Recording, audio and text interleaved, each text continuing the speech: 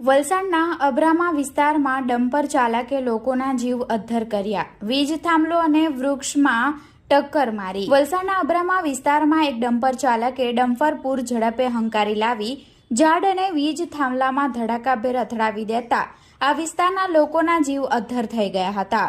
આ બનાવમાં વીજ થાંભલો તૂટી પડતા વિસ્તારમાં વીજ પુરવઠો બંધ થઈ ગયો હતો અને ડમ્પર વૃક્ષમાં ફસાઈ જતા જેસીબીની મદદથી બહાર કાઢવાની કામગીરી હાથ ધરવામાં આવી હતી.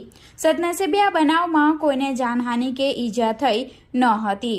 અકસ્માત અંગે ઘટના સ્થળેથી મળતી વધુ વિગતો મુજબ વલસાડના અબ્રામા વિસ્તારમાં ગોકુલધામ સોસાયટીના પાછળના ભાગે કોઈ કામ અર્થે એક ડમ્પર નંબર GJ21V1837ના ચાલકે ડમ્પર પૂરપાટ ઝડપે હંકારી લાવી સોસાયટીમાં એક વૃક્ષ અને વીજના થાંભલા સાથે ધડાકાભેર અથડાવી દેતા આ વિસ્તારના લોકોના જીવ તાળવે ચોંટી ગયા હતા અને વીજ થાંભલો તૂટીને જમીનદોઝ થઈ ગયો હતો. સાથે વૃક્ષ પણ તૂટી પડ્યું હતું.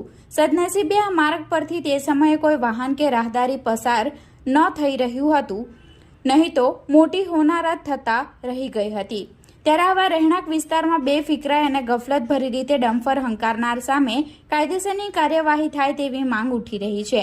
આ બનાવમાં વીજ થાંભલો તૂટી પડવાને કારણે સમગ્ર વિસ્તારમાં વીજ પુરવઠો ખોરવાયો હતો અને જેસીબીની મદદથી ડમ્પર પર તૂટી પડેલા ઝાડને ખસેડવાની કામગીરી હાથ ધરવામાં આવી હતી.